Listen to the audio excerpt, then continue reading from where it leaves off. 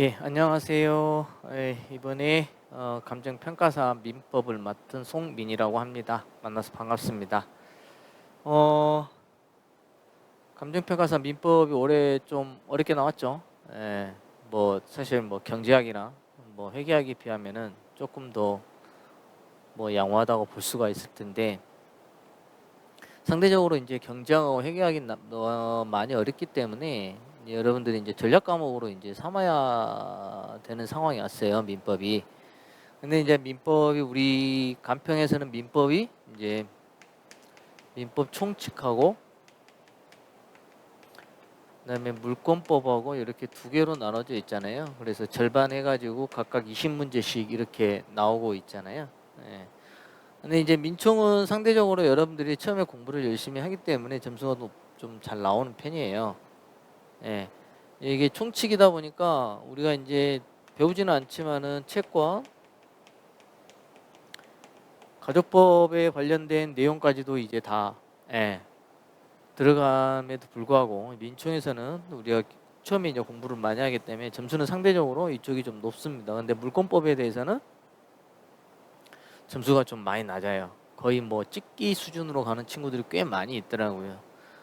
이 물권법은 여러분들이 이제 그 용어가 좀 낯설기도 하고 뭐 이런 것도 있지만은 일종의 약간의 수학 공식 같은 거예요. 그래서 요건이나 이런 부분을 정확하게만 알면, 그 효과에 관련된 것만 알면 문제 푸는데 오히려 이 물권법이 더 쉬워요. 이게 답이 딱딱딱 떨어지는 거기 때문에. 여기는 조금 예외적인 것도 많이 있고, 예. 그래서 이 물권법에 학생들이 요구하는 사항이 많아서 이쪽에다 좀 더 비중을 두고 이제 좀 진행을 하려고 합니다. 그리고 이제 민총이 이제 그 끝나고 이제 물권법 이제 기본 이론이 끝나게 되면은 이제 객관식이 들어가는데 주로 이제 기출 문제 위주로 이제 그 진도별로 해가지고 그러니까 이번에 이제 기본 강의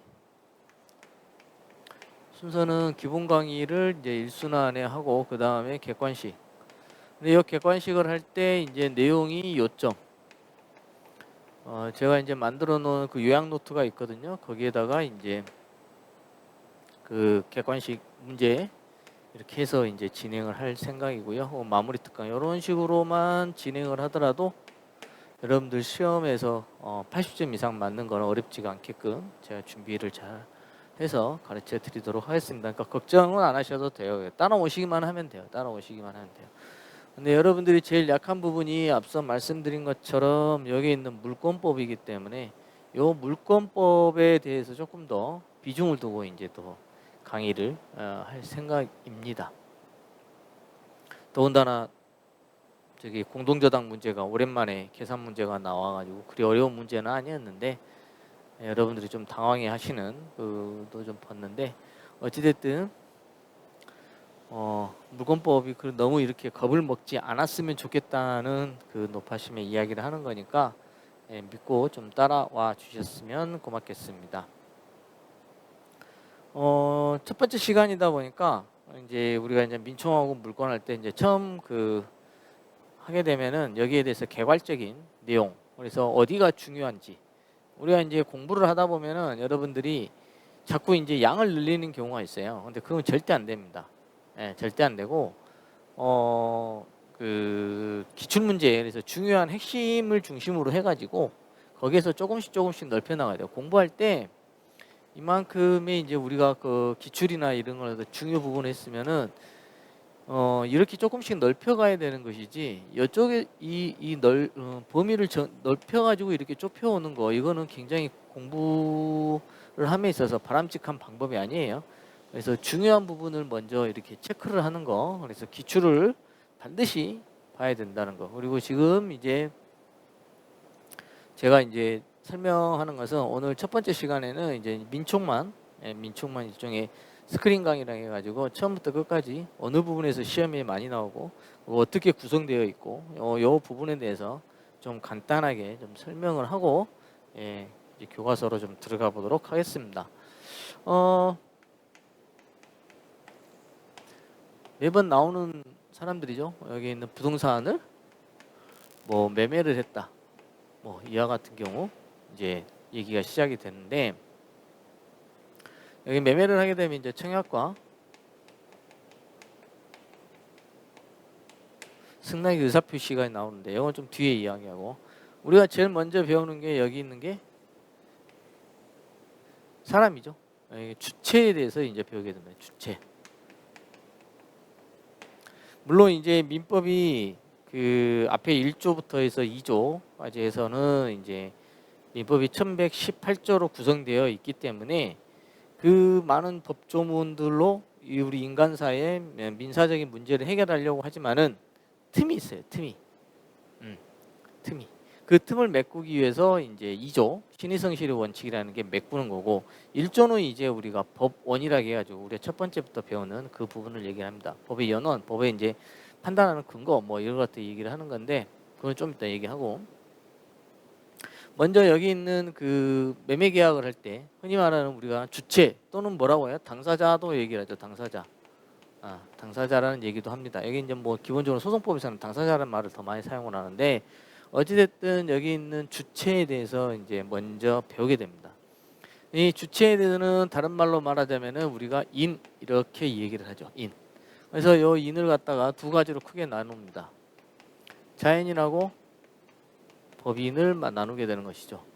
그래서 법인이라는 것은 법으로 만들어진 인이에요. 인. 법인에 해당하는 등기를 갖다가 하게 되면 법인격이 부여가 돼가지고 이 법인이 자연인과 똑같은 그 유사한 권리를 갖다가 행사를 하게 됩니다. 그러면 우리가 제일 먼저 자연인을 배우게 되는데, 엄마 뱃속에 있는 태아를 먼저 배우게 됩니다. 엄마 뱃속에 있는 태아가 과연 우리 인간처럼, 우리 사람처럼 똑같은 권리 능력이 부여가 되느냐, 아니면은 몇 가지만 인정을 해줄 것이냐 라고 하는 문제가 발생을 해요. 앞에 말씀드린 거는 일반주의라고 하고, 지금 제가 이제 말씀드린 그 몇 가지만 인정해 주는 거, 이거 보고 개별주의라고도 합니다. 그래서 이 우리 민법에서 태아의 권리 능력에 대해서는 개별주의를 취하고 있어요. 개별주의. 그래서 태아에게는 인정되는 게 불법에 의한 손해배상 청구권, 상속, 유증, 인지, 요 네 가지만 인정이 됩니다. 나중에 얘기하겠지만 요거 두 문자는 따갖고 외워 두셔야 돼요. 이건 기본적인 내용이고 이런 거 틀리면 안 돼요. 네. 그래서 태아에 대해서 배우게 되는 것이고, 좀 더 나아가면 태아에서 이제 자라게 나면 성년이 되기 전까지는 뭐라고 그래요? 미성년자를 갖다가 배우는 것이죠. 미성년자. 요 미성년자는 이제 5조에서 민법 5조에서 미성년자가 한 법률 행위는 법정 대리인과 동의가 없으면 취소가 가능하다. 다만 권리만을 얻거나 의무만을 면하는 행위에는 그러하지 아니하다라는 그 조문이 굉장히 중요하게 작용됩니다. 이게 이제 민법 제 5조에서 이게 강행 규정으로서 이 신의성실의 원칙이 파생 원칙인 모순행위 금지 원칙에서 한 번 더 앞에서 이제 언급을 하게 될 거예요.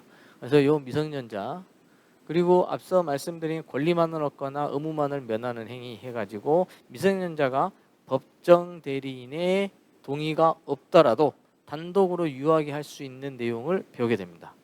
그게 이제 하나의 키포인트고, 그 다음에 그러니까 방금 말씀드린 그 부분이 이제 시험에 잘 나오는 영역이에요. 그 다음에 피성년 후견인,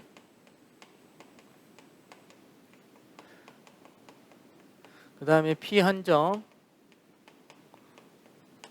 피특정, 이렇게 해서 또 인에 대해서 배웁니다. 요 세 사람은 우리가 이제 성인을 갖다 얘기하는 거예요. 성인인데 우리 사회에서 요 부조자, 그러니까 도움이 좀 필요하신 분들을 얘기를 하는 거예요. 그래서 요 도움이 필요하신 분들에 대해서 하나씩 배우게 됩니다. 좀 속된 표현으로 얘기하자면 피성년 후견인은 완전 치매 환자예요. 치매 환자. 그 사리분별이 거의 안 되는 사람을 갖다 얘기하는 거고, 피한정 후견인은 그래도 어느 정도 행위를 할 수 있는데 일정한 부분에 있어서는 법정 대리인의 동의를 받아야 된다라고 하는 동의 유보를 갖다가 둬가지고 어떤 행위에 대해서 제한을 가는 거예요. 제한. 피특정 후견인 같은 경우는 이제 일시적으로 후원이라든지 특정한 사무에